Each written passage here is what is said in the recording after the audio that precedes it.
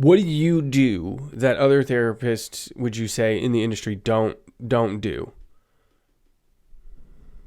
I don't like to criticize my peers per se. I like to change the field and I want to leave my mark on the field of couples therapy. And I was thinking about that this morning actually, that I'm very much in the trenches. And so there's a ton of theoretical knowledge, the knowledge base, the theory, the journal articles that are written, the studies and whatnot.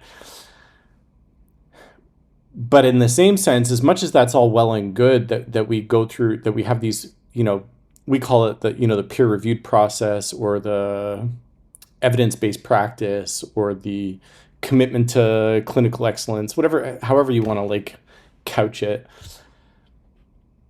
It all it's all very well intended. It's all very, it's all put together with the goal of helping people help others fix their relationship or heal their relationship or repair their relationship. There's a disconnect though, and I think the disconnect is really understanding where people are when they come to therapy, particularly couples that have a mixed agenda. So one's leaning in and one's leaning out. Really understanding how can I. So I'm in the ER room. I'm the physician in the ER room. Do I deal with the heart attack victim, or do I deal with the guy who broke his leg? Right. It's like knowing how to triage and knowing which treatment is the best one. And I think my biggest criticism for the field of couples therapy is that somehow we think that every relationship that's strained or in trouble needs a specific treatment, which is my model of couples therapy. So whether that's the Gottman method or what I use, which is like a solution focused method, or the emotionally focused therapy, which is based on Sue Johnson's work. And automatically we think, okay, if I use my model, then that'll help my clients achieve the outcome that they're looking for. But I think the first thing we need to do is really triage and see, can we even apply these models, because do we have two willing customers in the therapy room? And when you have that mixed agenda couple where one's leaning in, one's leaning out, this thought that someone who is thinking about exiting their relationship isn't really, gearing up for 3 months of intensive couples therapy. They don't even know that they want to take the medicine. And if you go to Bill Doherty, he's a marriage and family therapist, really famous in the field. He writes about this, and his shoulders is what I like to think that I stand on.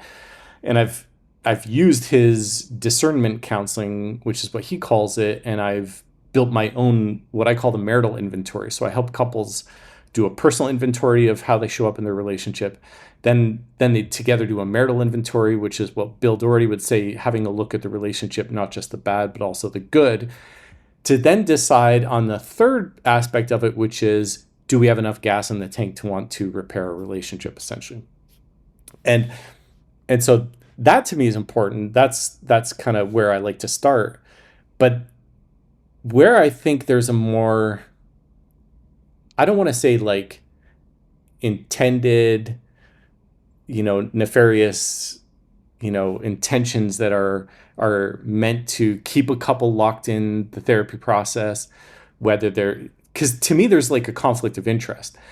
The faster I help this couple, the better I help them, the more quickly that they'll end the therapy process.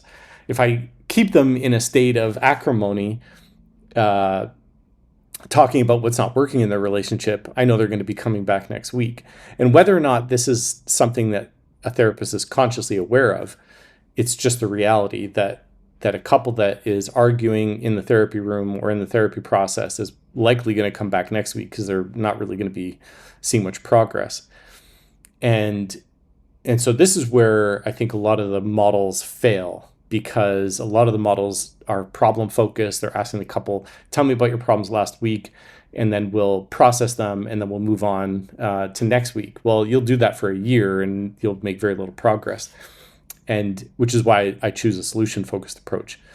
And I was just talking to my supervisor about this last night, that a couple, especially that mixed agenda couple or another high conflict couple, when they're locked in the problem, it becomes very difficult to use their higher faculties, which is creativity, imagination, problem solving, to build the relationship they want, because their mind is just focused on, how do I get rid of the pain?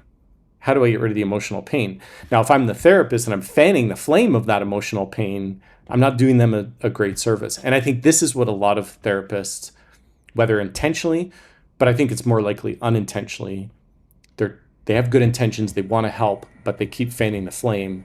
And I think this is my big critique of the couples therapy industry. It's funny. That's the quintessential, Tony Robbins' origin story, right? Is the he's on the radio and the therapist, right, calls in, or the psychiatrist calls in and says, I have this patient that I've had struggling with a fear of snakes for 8 years. Tony's like, you're probably not doing something right. Like, you're probably a bad therapist, right? Bring her along, let me do my work, and let me fix this. Now, that's not an advertisement for Tony. It's just simply, this is going to take a lot of time and work to get this relationship on.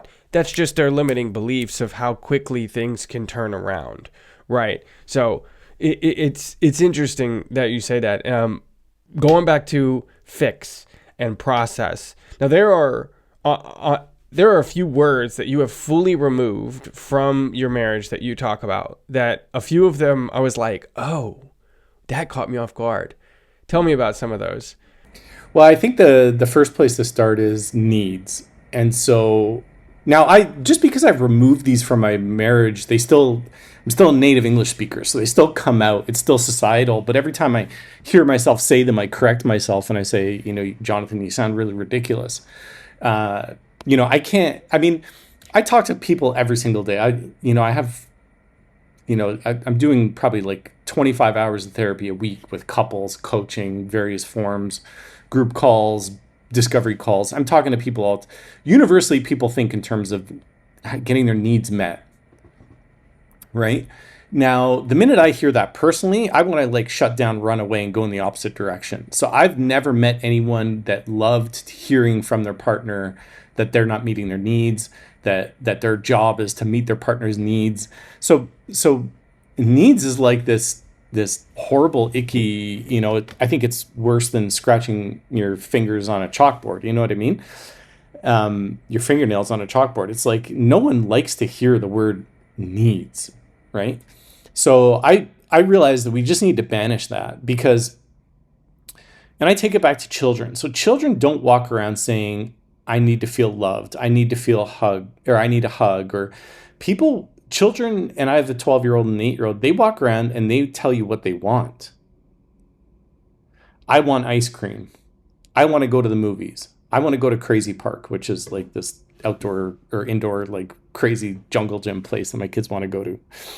They just tell you what they want.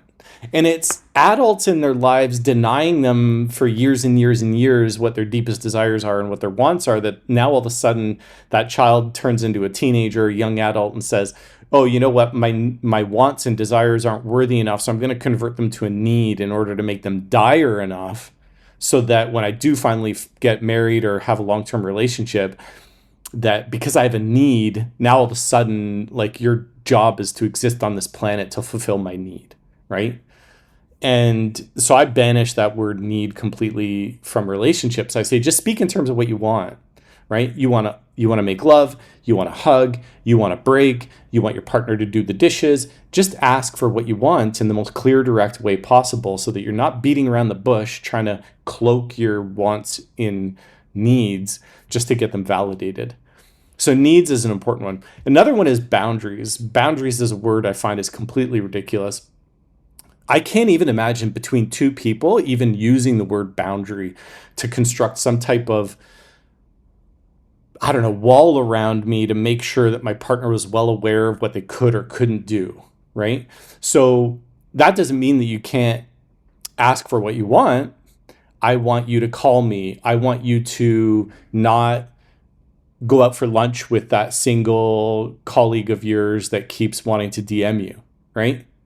So you don't need to cloak it in the terms of a boundary just to make it valid or to justify why you want it, you can just simply ask for it, right? So like if some dude just asked my wife out for coffee, I'd have a big issue with that. And I would basically say to my wife, I want you to say no to him, right?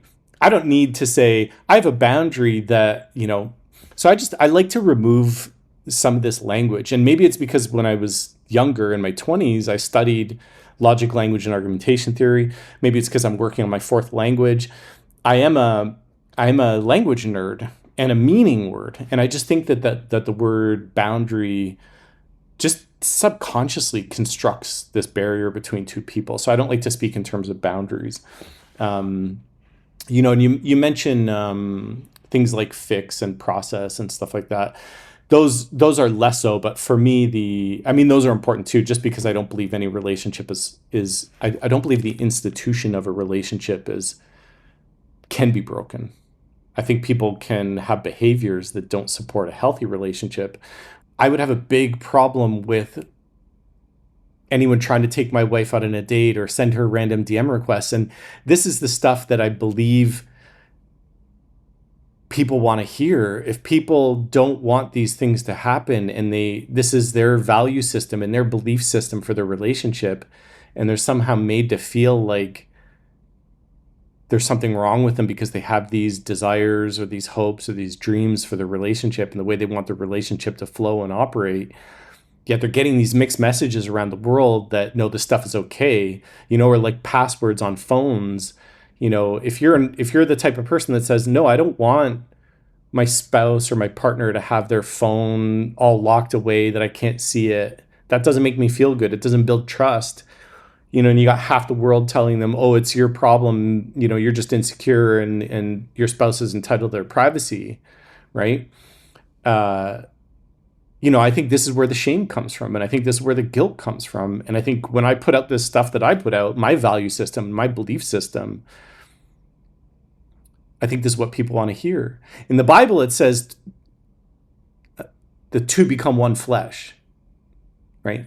The two become one, not with separate cell phones, though. Not with full on, Chinese walls in between, two people and their phone and whatnot. This when it converts over into secrecy, we've got a problem here, right? This is not what builds confidence in relationships, right? And so you don't need to have faith to go back to the Bible or to any of the other religions and their books. It's pretty universal, the message that we've, learned over time in the modern age of man. And that is, we should choose and cherish the person that we want to be in a long-term relationship with. And again, you don't need to believe in God. You can believe in the universe. You can believe in whatever you want. But I like to learn quickly, and I like to learn from other people's mistakes, and I also like to learn from other people's wisdoms.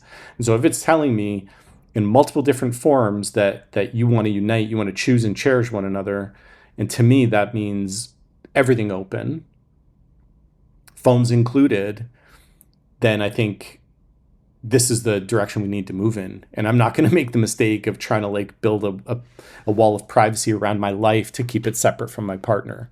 Right. And I think this is what people want to hear. And I think it's the modern age that makes people, feel shameful or guilt or fear or insecure when they're getting mixed messages about things around privacy and such. So it's funny I'm kind of on the very last couple years where I grew up without technology. We were playing stickball. We were playing outside, right? And I was growing up as a teenager during that transition.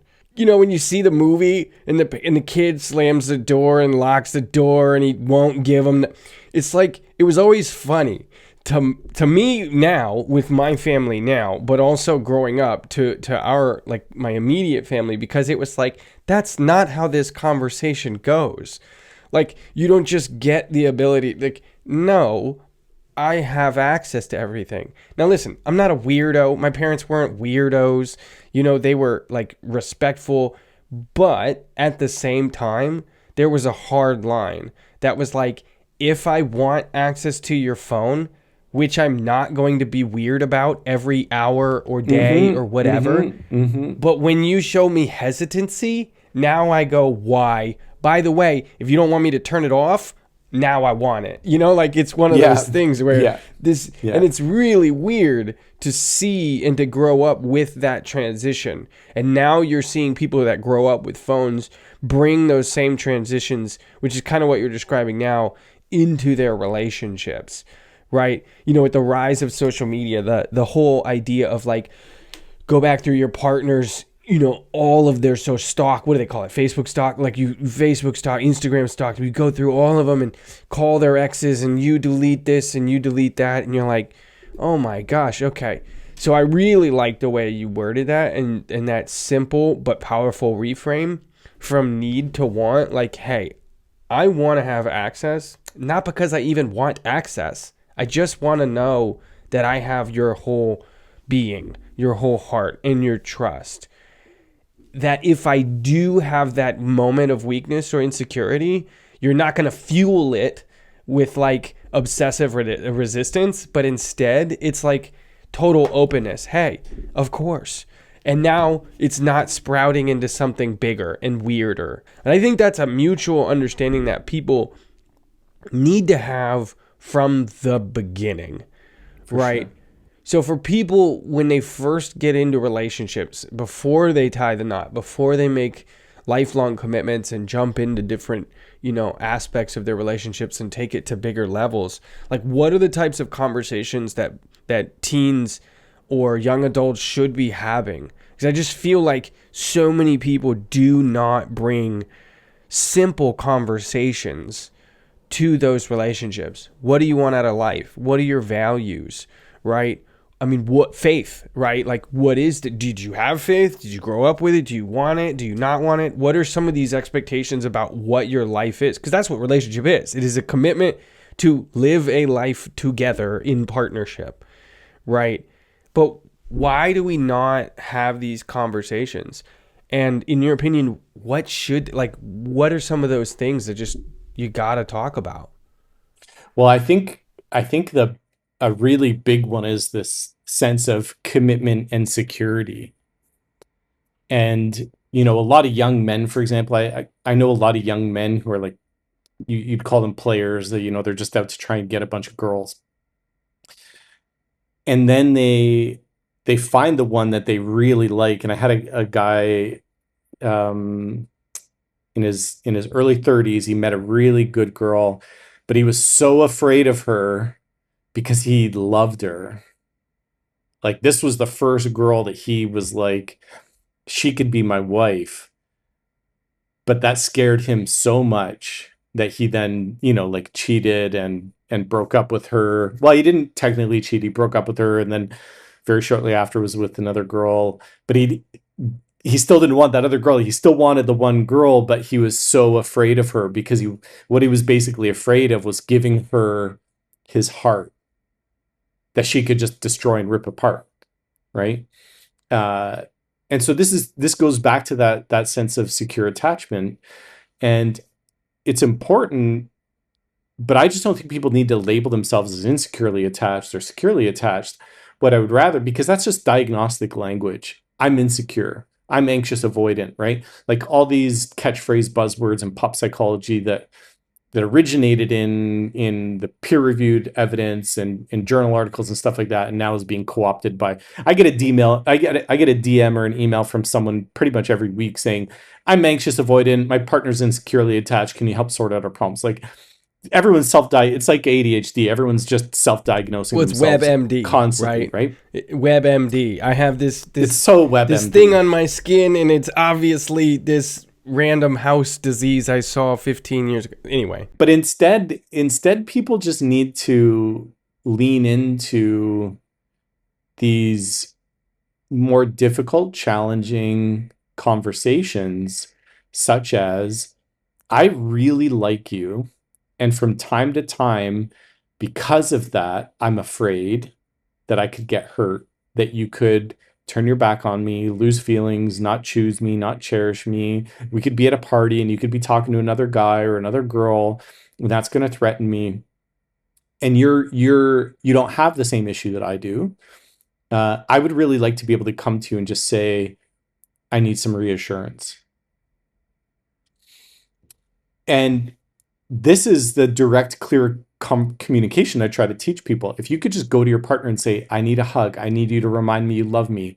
I would really love it if you were to remind me how much I care. And see, I just used the word need. It even slipped out of my mouth, right? But I'm catching myself in real time. I want a hug. I want reassurance. I want you to tell me that I'm the only one there, like in your crosshairs. If we can build a communication style where we can just go to our partner with those deep insecurities and those deep desires, ask them to be fulfilled, and then have our partner reply with, how can I help you get what you want? How can I help you feel more reassured? How can I help you feel more chosen? What can I do to show you that you can trust me, right? And if we can build a culture build communication in a relationship that people can ask for what they want, and a partner's going to answer, how can I get you what you want? Like, think of how beautiful that is. Now, my 12-year-old daughter is coming to me every other day saying, Daddy, I want a horse. Like, I don't know what it is with little girls and horses, but if you have a little girl, don't let her ride a horse unless you want her to ask you all the time to buy a horse, which I have no problem with, by the way. So yeah, let your daughters ride their horses, 100%. I'm just joking, but now all she wants is a horse, and so now all of a sudden I'm in the market for an acre of land and a horse, right? Because I'm not going to say no to her, because if she comes to me and says, Daddy, I really want a horse, and she loves it, my job is to help her get what she wants. Now, that may not mean that I go out and buy her the horse, but maybe I buy the land and I say, okay, sweetheart, put together a business plan. You're going to build the stables. You're going to offer stabling to other people's horses. You're going to turn it into a business. Great, let's do this. I'll invest, right? So my only positive response is to reply to her with, how can I help you get what you want? Because she could be the next Olympian horse equestrian person, right?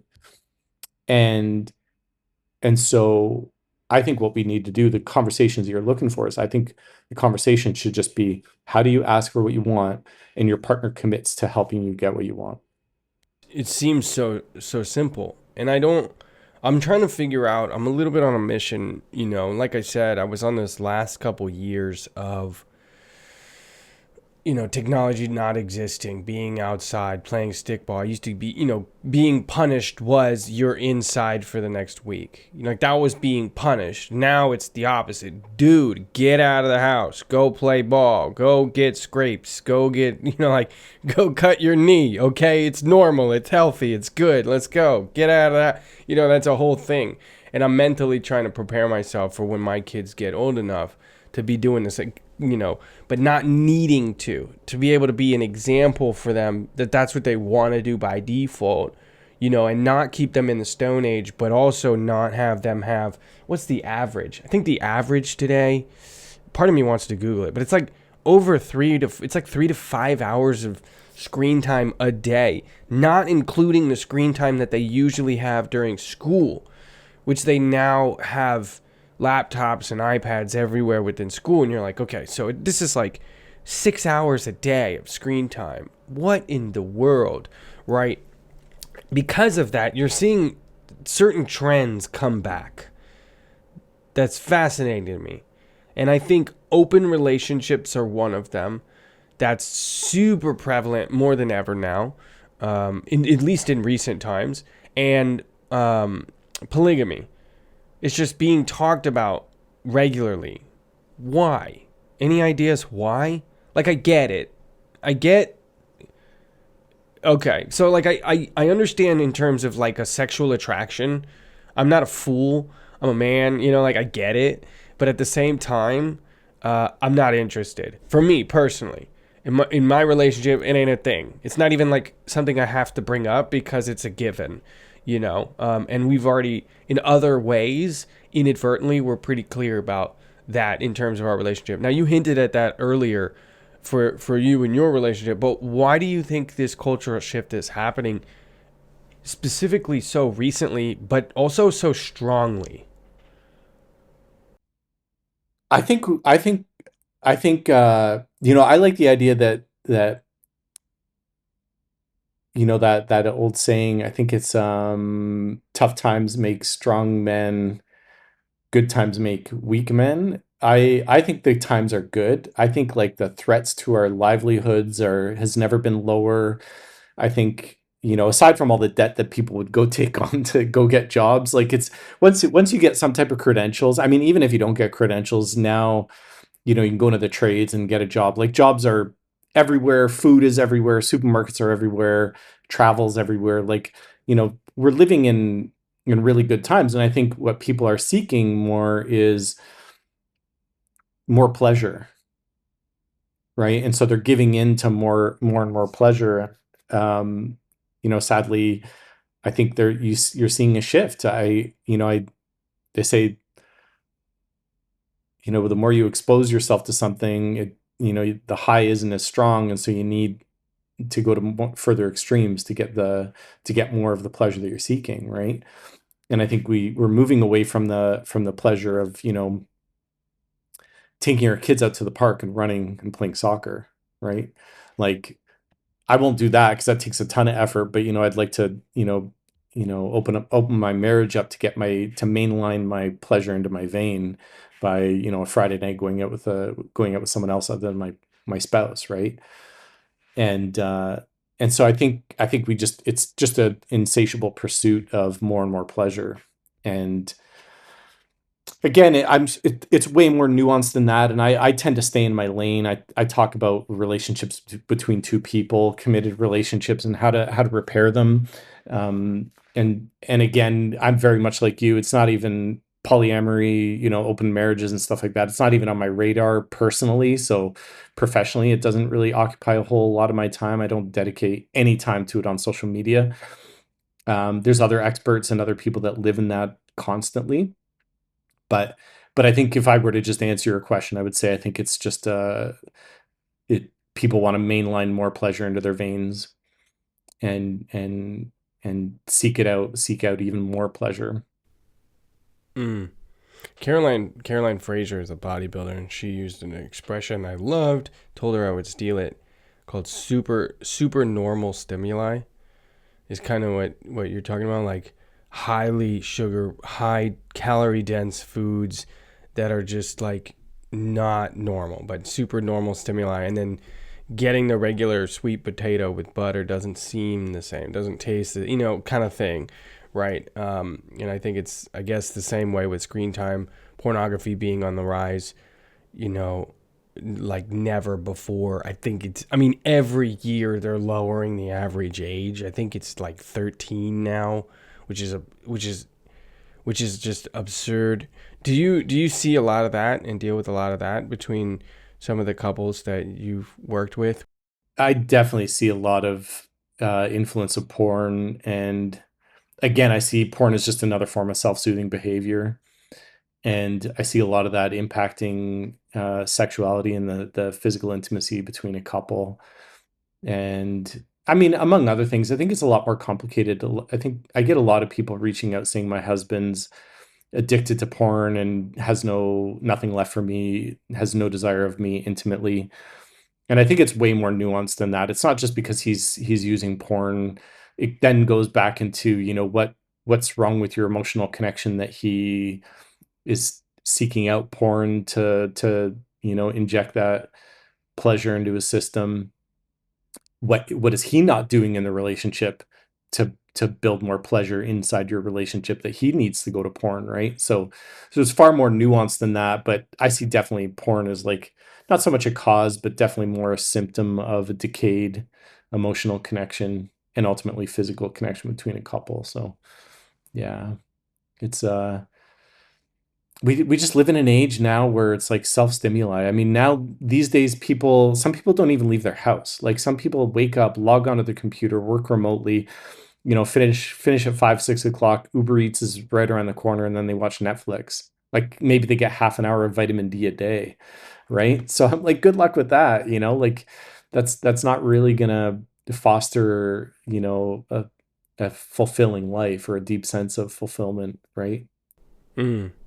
Fulfillment or health, for lack. One of the things, if I work too much on the computer, something I started doing, I don't even know, like a month ago, and I immediately felt amazing results. But not just the blue light thing that we've talked about in the past, but also simple things. I'm a distance runner. I just started running shirtless and just like soaking in the sun as much as I could, as like during that run, and especially if it's a really long 45-minute, hour and a half run, like get just good. And not, again, this isn't being stupid and just like blistering my skin, but when ready, I mean, I've done it for so long. I've lived in such strong sun here in Okinawa for a while, and that down where you're at in Central America, it's a similar sun strength, right? But once you get your calloused skin a little bit, just that's like one of the best things that I started doing, that I found like just energizing, like a solar panel, just soaking that in. And I've been able to take that extra energy as well into my relationships, right? Into more energy with my family, more energy to be up late, having conversations, truly, because those little things really, really compound, right? For relationships, have you seen, that's kind of just my general curiosity here, but have you seen diet helping and being a factor? Like couples will say, like, we changed our diet, we committed together, we did this and other things that wasn't really, intended, just helped build intimacy or helped build, more energy to have an emotional connection, or, he gets home from work and now he has time to actually connect with me the way I want him to. Have you seen that? Yeah, definitely. The couples that I see, that I call it, that it's that rising tide that lifts all ships, right? So if someone's improving, if they're seeing a major improvement in their health, they'll see it also, in other areas, their relationships. When I get couples reaching out to me and, they join my 5-week program, whether it's my group coaching program or whether it's working with me one-on-one, I encourage them to use that opportunity to look at the other areas of their life to improve and to ride the momentum. Because, you go back to energy.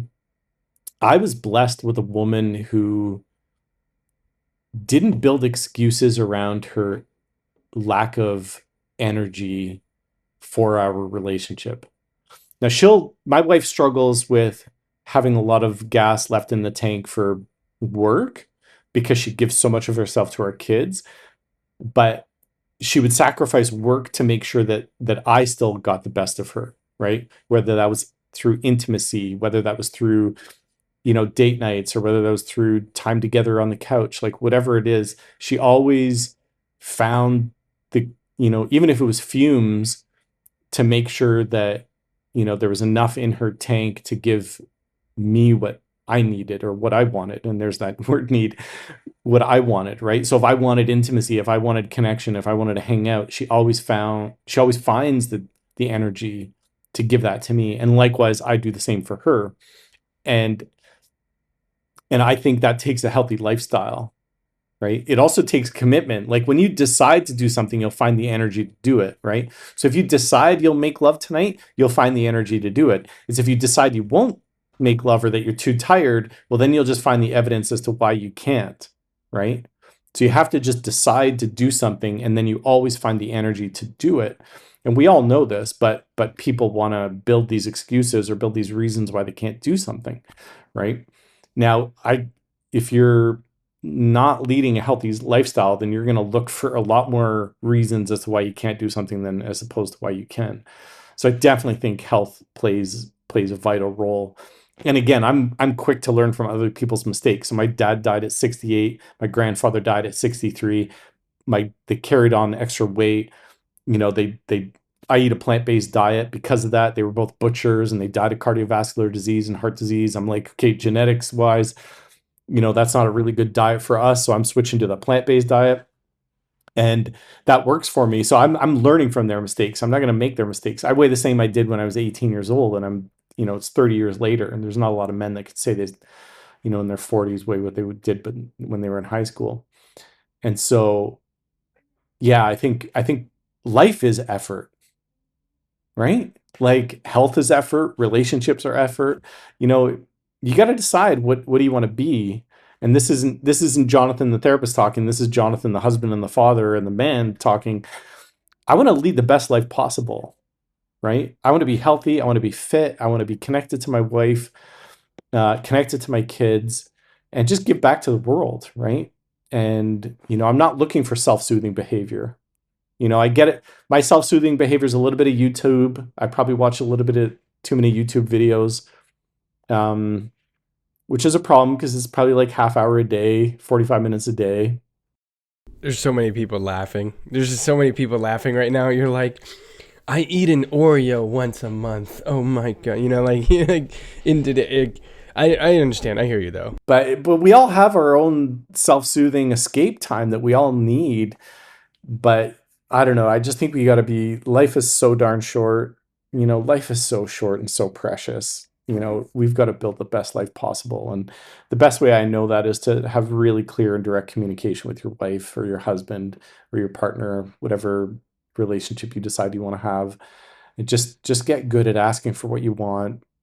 Get good at giving each other what you want, and ride the tailwinds as opposed to the headwinds, right?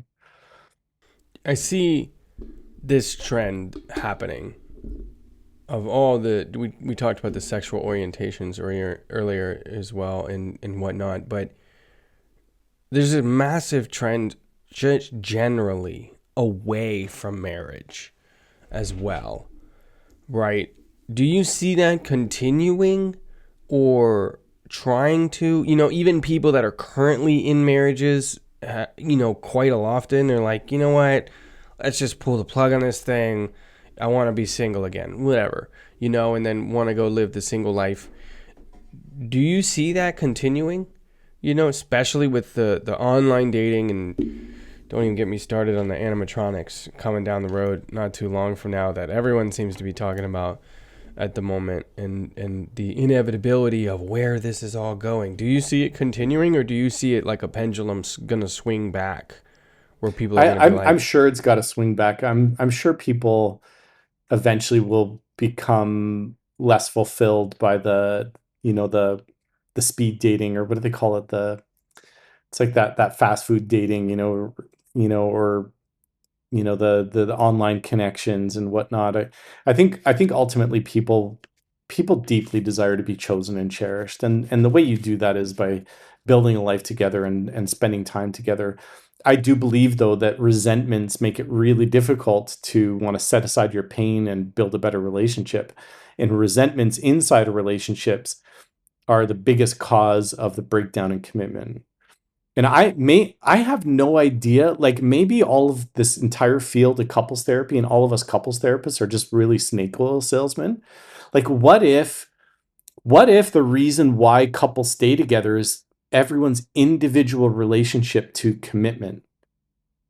Like, Quinton, are you a committed man? Are you, like, did you say in your head, I don't, like, an earthquake would literally need to happen in my marriage for me to bail out? But aside from like the worst case scenario happening, I'm in it for the long haul, and I'm going to work on my relationship until death do us part, right? And if you're that type of person that's like, lock the door, throw away the key, I'm done. She's the only one I want, and I'm never leaving. Like, do you need me as your couples therapist, right? Or is it like through sheer will, stubbornness, persistence, determination? Which, by the way, Quinton, will, persistence, determination, they are higher faculties. So we exist on three planes of dimension: the physical, the mental, and the spiritual, or the emotional, right? And will, persistence, determination, those are complex emotional, you know, states of mind, right? And so if you're that type of person that's committed, like, as your couples therapist, can I teach you anything about commitment if you're already committed in the first place? Maybe you're even more committed than I am, right? Which brings up a really difficult thing, I think, for a lot of my peers, the couples therapists that have been through divorce. I think that would be really hard to demonstrate commitment while also, being a divorced couples therapist, for example. I think that'd be a real challenge. My heart goes out to them because I'm sure that they didn't envision that for their relationship, but then they find themselves in that situation. Now, relationships can end just because one person ends it, right?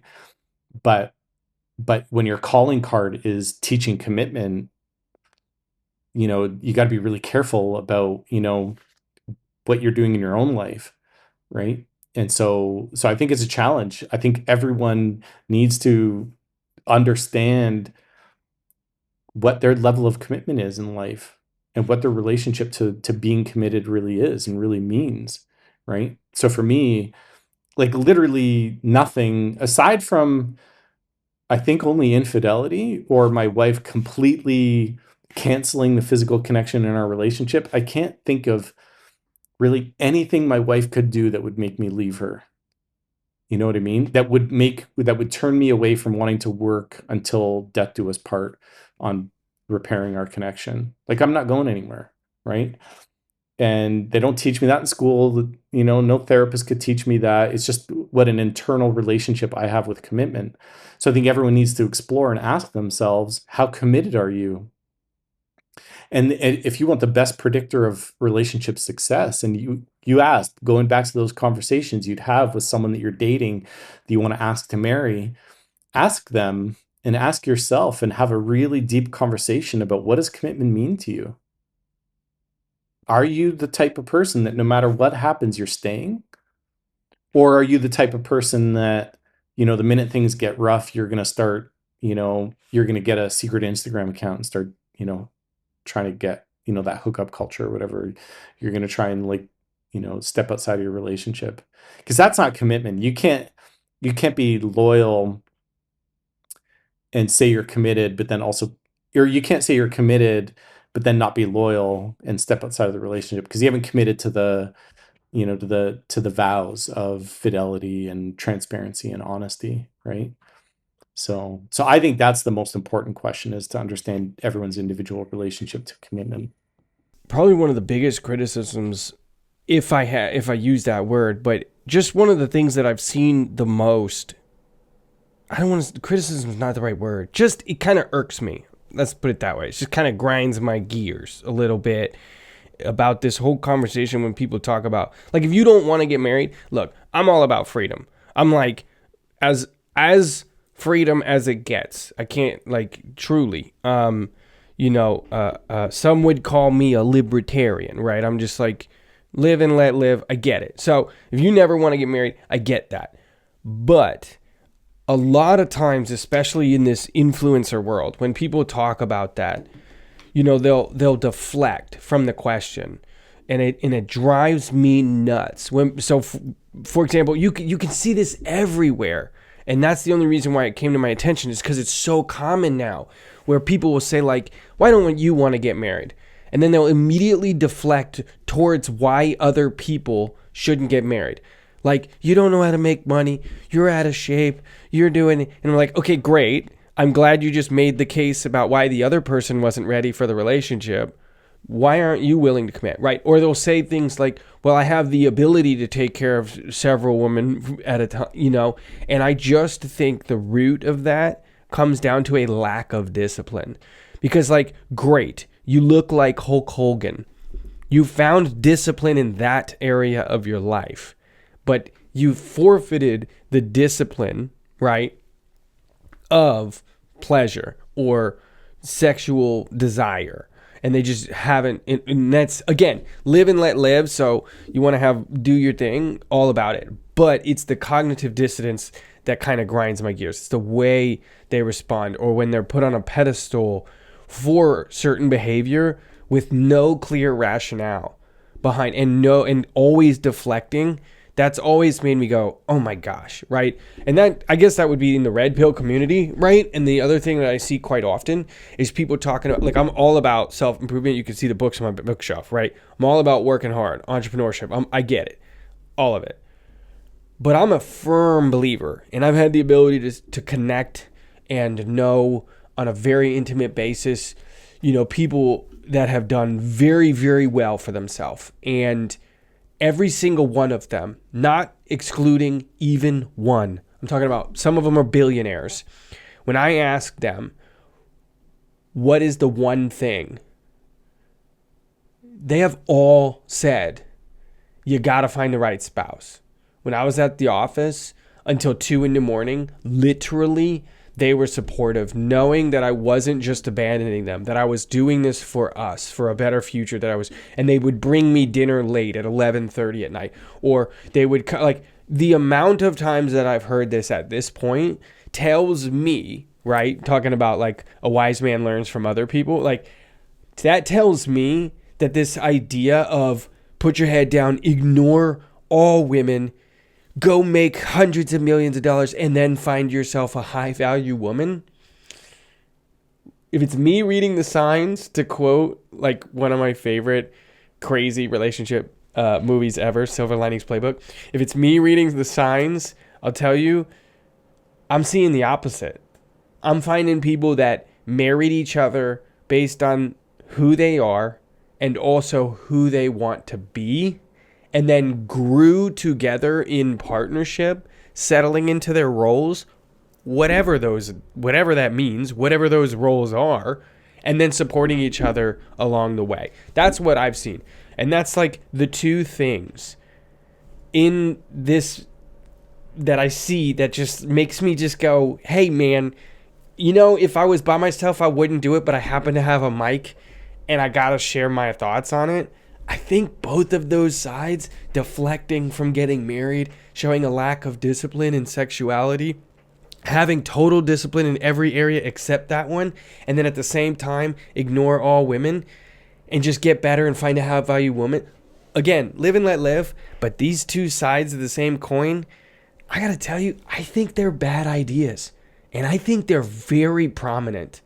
And I get to a certain extent the root of what both sides are trying to say, but I think they're going about it in the wrong way. Now, for you as a couples therapist, and you just heard my little rant there, what did you hear, and maybe what would you tell me how I can maybe shift my perspective a bit on this? Because you can tell I've like actually thought about this, and it's not just on a whim. Well, I go back to that couple that, because it's very similar to my relationship with my wife. I've sacrificed enormously, time away from the kids, time away from her. By all means, she should be the one saying to me every single day, I'm all touched out, because she's constantly with the kids, right? And now even more so, like now with everything that's happening on Instagram, and I just started my podcast yesterday, and stuff is going insane, and I'm even busier now than I want to be, and she's there every step of the way to ask me, how can I help you do more? How can I help you achieve your dreams more? And I think at the end of the day, what the glue that holds a couple together is these shared hopes and dreams that they have for one another. And I like to believe that everything is possible. Everything is possible for your relationship. Everything is possible for you. I'm working with a guy right now who's never really felt valued at work, and it's bleeding into their relationship to the point where he was seeking self-soothing behavior to kind of, to compensate for his lack of being appreciated at work. And, we're talking about him starting his own podcast and coaching young men to get that meaning out of life. And she's fully supportive. And it's when people are feeling emotional pain, they turn to the self-soothing behavior. And I think that's where the decay is. But if you're in communication with your spouse and you say, everything is possible, no matter what we put our heads together, whether that, I'm not too old to start a podcast. Heck, I was 48 with like good amounts of gray hair on the side of my temples, thinning nonetheless, starting my Instagram channel to try and like help couples, right? Like I never thought that I would be on podcasts on a weekly basis and whatnot. Or even learning to surf at 46. I learned to surf at 46 instead of 16, right? And now it's like all that I'd love to do. You can do everything. And so I think a couple, no matter where they find themselves, and I had this one young woman reach out to me saying she must have been probably like 17 or something. She had a child from her boyfriend, and the boyfriend's mom and sister and he are all telling her to give the baby up for adoption, as opposed to that was their attempted solution to the problem, as opposed to this 17-year-old young man stepping up, building a family with the woman that he just had a child with, right? Like, this is the society that we're in. Like, give the baby up, don't step up and take care of this woman and your child and go get a job. Like, this is the message that we're sending people, right? And I think where all that stems from is this scarcity mindset that people have. I think people truly just walk around in a scarcity mindset that I can't do what I want to do. And so therefore I won't be successful. I won't try. And then this is where the emotional pain comes in. And then you get therapists like me trying to like process their pain, as opposed to flipping the script and saying, you know what, you can do everything that you want. Your relationship can be exactly the way you want it, right? All you guys have to do is build the image in your mind of what you truly want and then go out and get it. Like, that's why you've got those books on your bookshelf, because in your mind you're thinking, I have this vision of me going out being a thought leader, a business leader, an entrepreneur, and my wife is going to be beside me. And I think you said, did you have a son or a daughter? And you said your son's going to be right with you, and the three of you are going to be together, and maybe you add another, another child into the mix. This is the vision that we have, and we're working towards this together. This is what couples need to do more of. They need to be speaking in terms of what's tomorrow going to look like. What do we want? Again, what do we want? So now you're talking about what you want on that individual level, and you should be talking about what we want on a relationship level, and then on a family level. And this is what I think people need to be doing more of, and couples need to be doing more of, adopting this abundance mindset that everything is possible, and not being limited by your own self-limiting beliefs and conditioning lies. So there's been a surprising theme of this entire conversation, I would say, so far up until this point. And if I had to say it in a nutshell, it would be what you're trying to put out to people is like really grasp life and go live. Why? It's almost like there are a significant amount of people just hypnotized into not realizing that they're alive at all. And that, if that makes any sense, like, life itself is not just a given, if that makes sense. And it's like there's like a I don't know how to. Now, I've never lived this way, so that's hard, which is why I moved to Europe, met my wife, which is why I'm in Japan. I'll give you an example. When at my wedding, me and my wife kind of eloped, and my brother, when he now we met each other, we knew each other, we had studied together for like 9 months, but we didn't date. So when I say eloped, we moved quickly in 3 months, right? Friends, dating, engaged, married in 3 months, right? My family had never met her. Excuse me, that's not true. Met her 10 days. She visited on vacation. That's it.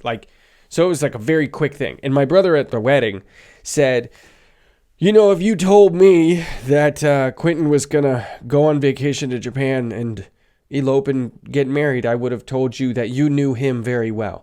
That's just always who I've been. How can couples specifically start to break that hypnotism of the day-to-day routine or not even, it's not even a routine. That's not even the enemy, but I don't know, just this wake up, for lack of better words. And I don't like using that. And I need to come up with a better way to say that, because it's so overused and used in 700 different manners. But how can they just wake up that you've seen to realize you are blessed to have the person next to you?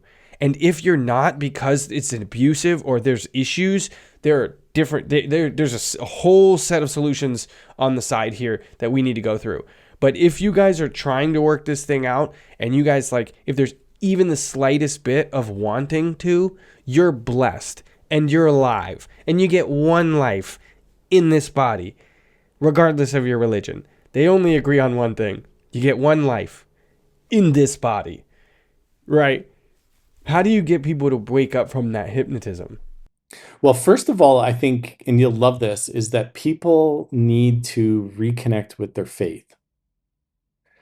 And I don't, even if it's faith in yourself, whether or not you want to have faith in a higher power, at least cultivate some type of faith. I grew up in Canada where they're day by day, week by week, month by month, stripping away faith out of our society. Like if you say the word God, people think you misspoke and meant to say dog.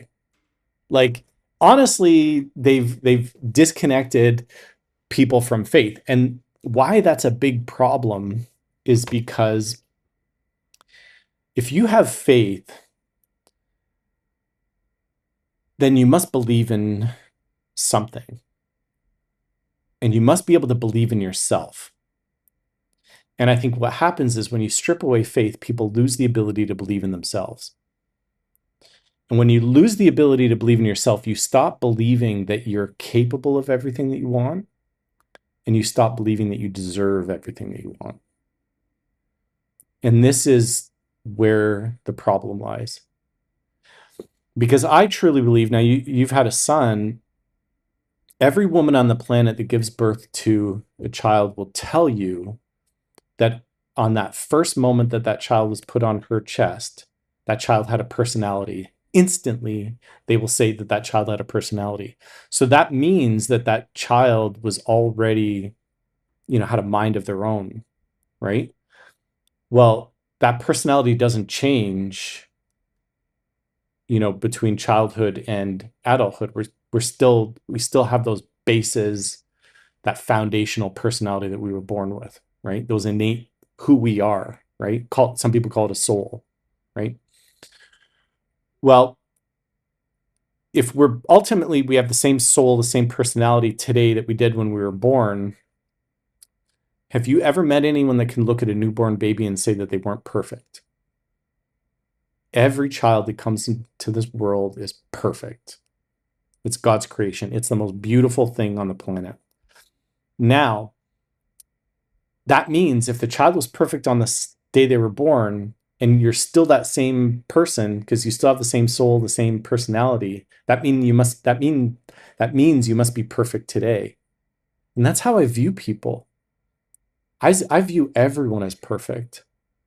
You're perfect. I'm perfect. The other 47-year-old man with a coke habit is perfect.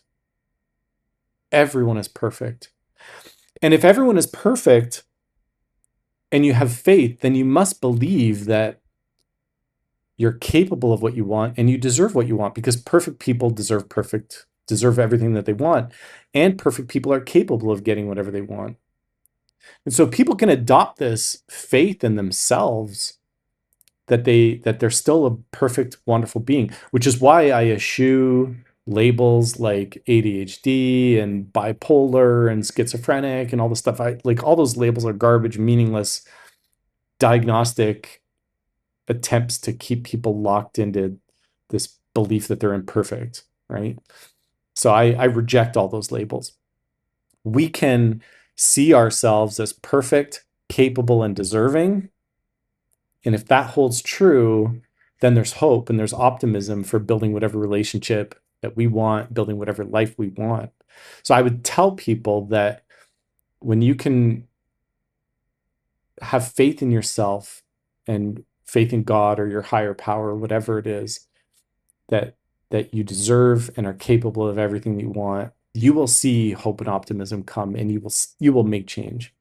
But it's when you've lost that faith, that's when, and then the absence of that faith, enter in that self-soothing behavior, open marriage, drugs, porn, all that stuff.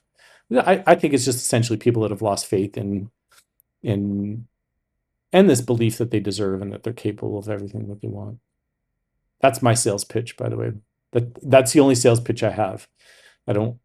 It's not complicated and it's not very scientific, but that's my view. So Yeah. Well, hey, I would say similarly, you know, my faith has a bigger impact on my marriage than I can probably put into words. I'm not usually at a loss for words, but it's me and it's how did I move so quickly? And I just know when me and Johanna, my wife, decided to make steps towards obviously that ultimate goal. Obviously, it happened pretty quickly, but there was a feeling of home. It wasn't an infatuation, right? It wasn't like a bubbly Disney, right? It was a home. And especially moving quick with loving parents, they're going to be like worried for you, right? Is this the right one? You're moving too quickly. And it was just, I couldn't put words on it, but that was the only way that I could describe it. Was like, listen, this isn't a bubbly infatuation or a honeymoon high. This is a home feeling that I haven't felt before. It just feels like I'm going to be with this woman for the rest of my life. I can't even put into words, right? Now, you had said you're working on your fourth language. English is my wife's third language. We currently live in Japan. We will be moving back stateside in a very short amount of time.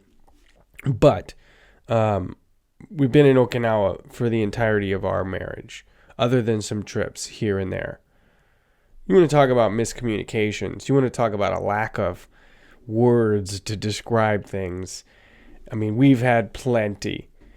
But that feeling of home has never gone anywhere, right? So when people talk about wanting other women or wanting to be in relationships with other women or I like other women, I'm a man. I'm not a low T guy that has a horrible diet, that does no physical activity. In terms of lust, I get it. Like, I get it, okay? But if we're talking about, like, the reality of having a relationship with somebody or wanting a relationship or to spend time or to joke with, or to pick on, in the morning or whatever, or throughout the day or before, but whatever that is, the little jokes, the nuances of a relationship, which makes the relationship your own, that couldn't imagine. It was weird for me when people would ask, or family friends, and I know they're doing it out of love, but it was weird for me to have to explain, like, you don't understand. This is home, right? This isn't like a passing whatever wave. I don't know what word to use. It's a home.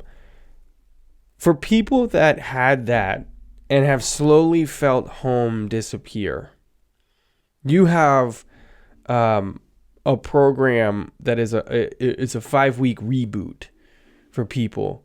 How can people find that home feeling again for themselves within their couple, or excuse me, within their relationship? How can they reboot things? Yeah, that's a great question. The first step is I go back to making that decision of choosing to work on something that you believe in and that you want to improve, right? And so when that happens, when two people say yes, we want to make this better, I see my role as just simply guiding them in new language. And I I screw up just as much as you, just as much as the next guy. I say this all the time. Every single person on the planet has the ability to be thoughtless, lazy, and insensitive multiple times a day. Like, who honestly isn't thoughtless, lazy, and sensitive at least 5 times in a day? You know what I mean? And so if we can build good, clear communication around how we show up in our relationship by asking for what we want and then also receiving what we want. And this is why I've just launched my podcast. It's not an interview podcast like the one we're on. It's more a 21-day challenge. It's a relationship challenge. I'm calling it Chosen and Cherished. 21 days to the relation, basically to the relationship that you want. It's this, it's changing the way you talk to your partner, and simply being clear and direct about what you want. And so that it becomes muscle memory and automatic that they reply with, how can I help you get what you want? Right. And if we could just do that together, that's like 90% of getting back to home. Right. And now you need that commitment, and to want to work on the relationship and to put the effort into the relationship for sure. But what I see happen in my approach is, as people slowly start to get what they want, they start sweeping their own side of the street.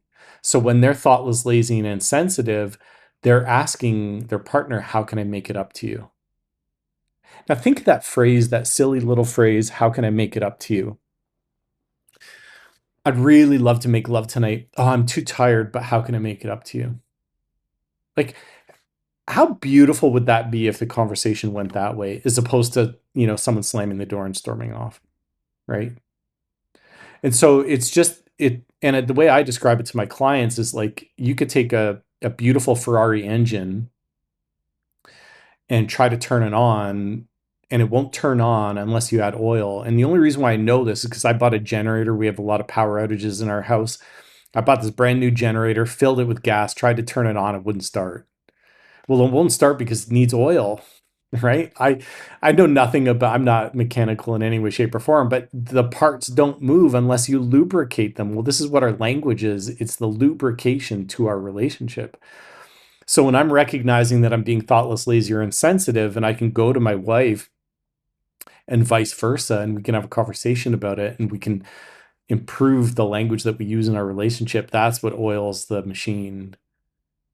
And that's how you get home, because that you can turn that machine on and literally drive it back to the home that you're looking for, right?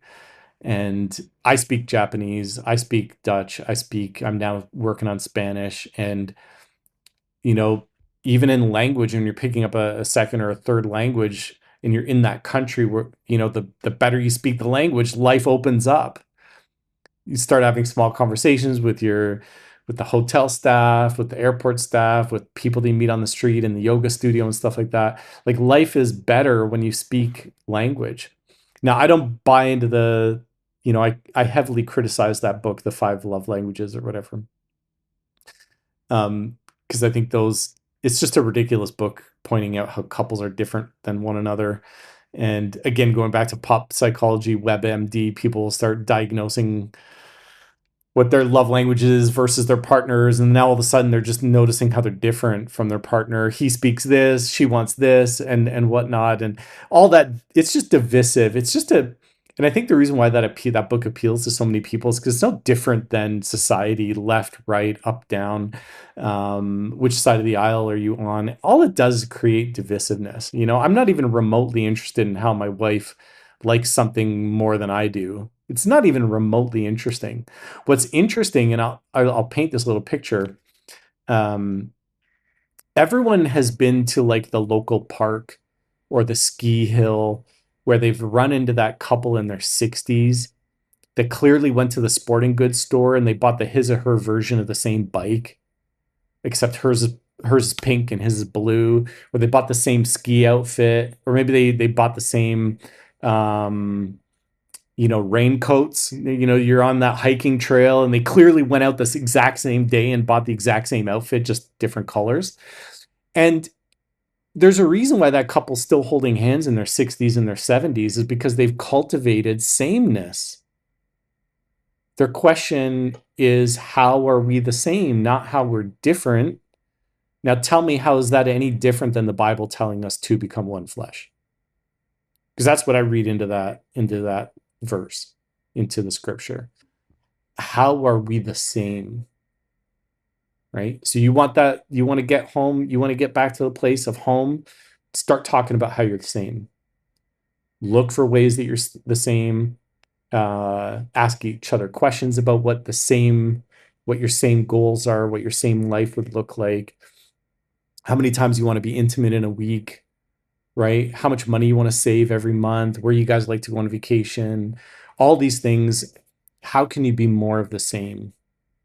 That's the muscle you want to flex. The muscle of independence and how you're different, that's so strong, you don't even need to work on that, right? You need to work on how you're the same. That's awesome. I mean, I did read, of course, the five love languages, and it's passed around. Um, needless to say, ironically, I'm, words of affirmation, right? Here on a podcast makes a little bit of sense and whatnot. But I really like that. What you're getting at here, and it sounds to me, you're very, as you mentioned earlier, you're very find the solution, right? And it sounds like what you focus on, you empower. So focus on what you're the same. Focus on the commitment you guys have made. Focus on what you want, not what you need, not what you don't want, not the boundaries. Focus on what you want and go in that direction. If someone did wanted to do a quick checkup, how would they go about that? Let's start there while I try to see if I can find this. Yeah, see if you can find it. For me, the most important thing is asking. I go back to that one point about sameness, right? So, can you list out all the things that you love about your relationship, and ask yourselves, if these things disappeared, the morning coffee you make for me, or the lunch that you like to pack, or the DMs, the message that I send checking in, right? Make a list of all the things that you deeply, deeply love about your relationship that you would be super sad if they no longer happened. Just that simple question, what would you deeply be sad about if it was no longer happening in your relationship? That to me is the more that you could write and the more that you could fill up that page, to me, would be a very good quick litmus test of what you see in your relationship. Because it all boils down to, what do you see? Is your view of your relationship overwhelmingly positive or overwhelmingly negative? And if your view of your relationship is overwhelmingly negative, and it's very difficult for you to list out a bunch of things that are really positive that you enjoy happening on a day-to-day basis, then I would say that the healthier relationship is not going to be in a great place. So just sit down with your partner and, again, reorient. Focus on things you love about each other, the nuances of it, and what you want more of, and things like that is a good, in your mind, is a good checkup. You want to start asking yourselves, what's happening today that we would be deeply saddened if it no longer happened tomorrow.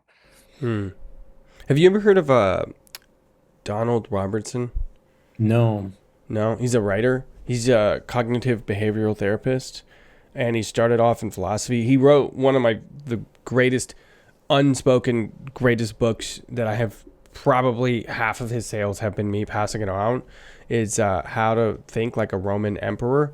It is so good, and the entire basis of the book, I think you would really resonate with it. So it talks about a lot of stoicism, but not in an academic sense. So he studied philosophy, loved it, and it helped him in a practical sense growing up. And he had a very tough upbringing. And then he got into university, and he talks about this a little bit in the book, but I'm not really spoiling anything. But he got into university, got into academia, and he just really hated philosophy. And he was like, there's nothing here. There's nothing here. And then he discovered cognitive behavioral therapy, and then had it like a puzzle piece clicked in his mind that that's what philosophy was originally, was finding wisdom for practical application to live a virtuous, wonderful life, not just study the theories, the principles, and the frameworks, in an academic sense. And I recommend everybody read it. How to Think Like a Roman Emperor. It's amazing. It's well written. I believe he's Irish. So it's written like in stoic mannerisms, and the way he wrote it and structured the book is very stoic, but it's very, very good. It's history in there, so it talks about the history of stoicism, but also like where some of these classic Marcus Aurelius, where he got the philosophies, how he applied them, how you can apply them into your life. And it just sounds to me like it's right up your alley, and it's really like the same approach that you take with couples therapy, rather than all of these, because you can make things super flowery. The frameworks, the theories, they sound really good. And I do want to ask one more that you briefly touched out in a couple minutes here, but there's nothing there. There's no substance. There's no practical application there of, okay, hey, how's your marriage actually? Right? Like there's a substance there, and it's not filling a void with emptiness. It's going back to the root, like you said. One thing I did want to, and you mentioned it a couple times, but I did want to at least ask, simply because it is a WebMD thing, and I've seen it just over the top. And everyone and their brother now talking about attachment styles, and drives me nuts. And self-labeling. And you had mentioned earlier that you get like probably like a message a week or something from people. How can people move past this, or like utilize it for what it's supposed to be utilized for, and then move past it? Like, Yeah, going back to the where we kind of got started with the field of therapy, couples therapy, one of the biggest criticisms that I have is the diagnosing that happens inside of therapy, where a therapist is going to talk to a couple about their attachment styles. And the question you got to ask yourself is, how do you know that therapist got more than a C average in school? Right? And so it's like, you know, how well did you do? I graduated summa cum laude, which is basically number one in your class in my graduate training. And I don't feel qualified to diagnose someone's attachment style. Right? I mean, I think my GPA was like 3.9 or something. I can't remember what the exact number was, but so, so, if you're going to WebMD your own attachment style, you're not operating from, so let's just even suppose you are insecurely attached. Does that make it impossible for you to believe that you're capable of everything you want and that you deserve everything that you want? So I'd present you with this, and this is how I work with my couples, is I would present you with two sets of questions you could walk around asking and ruminating on in your day-to-day life. Why am I insecurely attached? Why don't I feel safe? Why do I feel emotionally vulnerable in my relationship? Why don't I get the reassurance? Why don't I feel, like I'm chosen? You could ask those investigative why questions, or you could walk around all day, every day asking, what else can I do to feel more secure? How else can I show reassurance? How else can I ask for my partner to uh, tell me they love me, right? Like, you get to walk around with which questions. My questions, which are, what else can you do? How would you know if things were great between you and you felt fully secure and fully safe and attached? What would be happening? I'm just presenting you with a road of you noticing and seeing more of what you want versus asking why you have what you don't want, right? And so I know which set of questions I want to be walking around looking to answer, which is, how do I get more of what I want, not less of what I don't want? So instead of describing your ideal relationship in the absence of the emotional pain or the thing that you don't want, you should just be asking, where can I find more of what I want? What would it look like? How would I recognize it when I had it? Right? And so irrespective of what your attachment style is, you don't there's a woman who lost her arm and she's still surfing. Bethany Hamilton got her arm bitten off, right? So she could still surf. I'm pretty sure that despite you feeling insecure in your relationship, you can build an emotionally safe and secure relationship. You just got to go after it, right? So I prefer not to live in these self-conditioning lies or these limiting belief statements that box us into, put us into a cage or paint us into a corner that we can never get out of, right? I love the idea that a therapist would be diagnosing your attachment style without knowing how well they did in school. Like, that kind of cracks me up. I think we see that now in everything, right? And I was just talking with somebody where, we were kind of in agreement where he's a fairly prolific writer, but we were in kind of agreement where there's so many fields all stagnating at the same time right now, and that's a big part of it. It's like that old expression, there's 100 soldiers, right? 90 of them are just target practice, I think it's 5 of them are skilled, 3 are rock stars, and like 1 is a true warrior, and I just butchered that entire little thing, but Yeah. you get the idea. Yeah.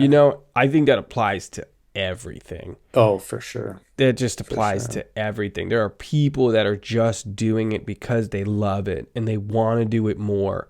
And they don't have any of the advantages of others, but they just love it. And, I got a weird feeling when you were in school, you don't graduate so high in your class on accident, right? Like, it's not like, I just slipped into it, and whatnot. But, hey now, sorry, forgive me here. Following that up really quickly, there is a balance, right, between the practical application but actually learning the frameworks and the strategies and the ideas. How can someone that is a therapist, right, people in your field, maybe speaking from your experience, from a place of authority, not superior but just authority, just experience, how can someone really find that balance? Going back to Donald Robertson, like, he had to find that balance in himself. It just happened to be in a totally different field. It wasn't philosophy. It was cognitive behavioral therapy. But he uses that along with philosophy. And people have gravitated and absolutely loved both his writings, his workshops, and so on. So for you, like, how can people come back to and kind of walk that line? I think we all need to cultivate the muscle or the ability to hold diverging viewpoints in our head at the same time, right? I think that is the true sign of an intelligent person, when they can hold both sides of an argument in their head at the same time without making a judgment. And I mean, call that critical thinking, call that, not easily brainwashed, however you want to kind of call it. I think we would all do really well to try to remember that the world isn't just one way or the other. It's not an either or equation. It's always an and both, right? And hopefully you can see your strengths, but also know that you've got weaknesses, and you can work on them, and you can open your mind. It's why I never bring up anything with an ism into my content on Instagram. So any word that ends in ISM, I don't even talk about it in my relationship. I don't talk about it on Instagram. It's so divisive, all of that stuff, that I'm not even remotely interested. I'm interested in connection. I'm interested in shared goals, shared hopes, shared dreams. It's not my decision. It's not up to me to judge other people for who they are and what choices they make. I follow the Bible in that, follow what Jesus says, judge and be judged.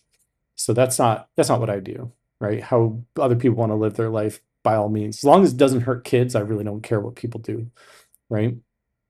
And so I see that the best thing that my peers can do in therapy, what everyone can do, is really just cultivate a more open mind and a willingness to look at both sides of an argument without passing judgment and without being reactive. And you go back to stoicism, and a lot of my captions and sorry, a lot of my hooks on Instagram are meant to break people's brains, are meant to people accuse me of rage bait all the time and stuff like that. I think it's hilarious.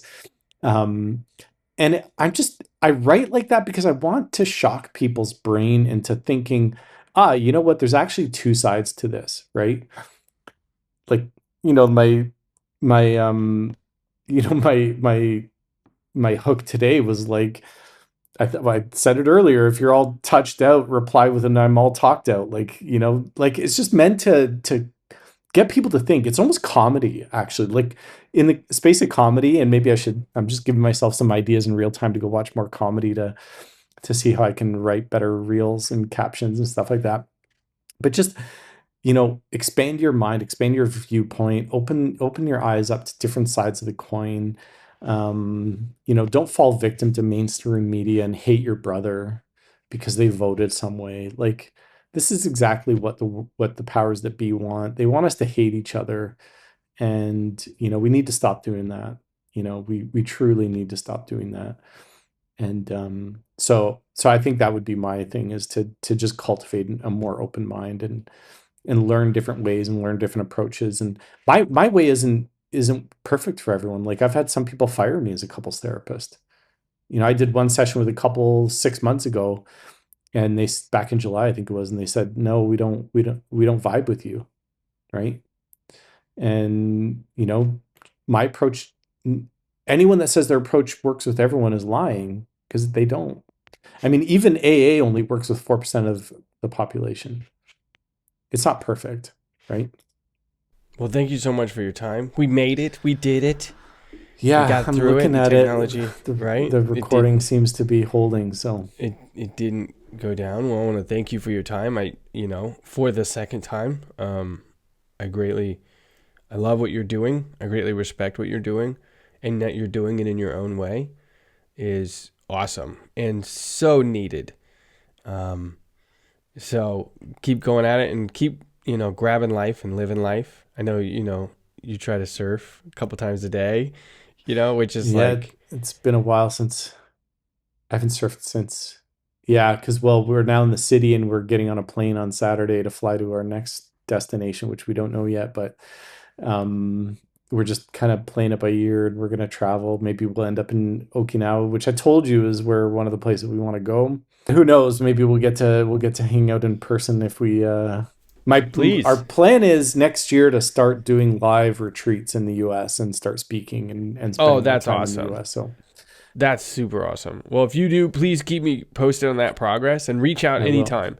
Be definitely, happy to do whatever I definitely. can, on the journey.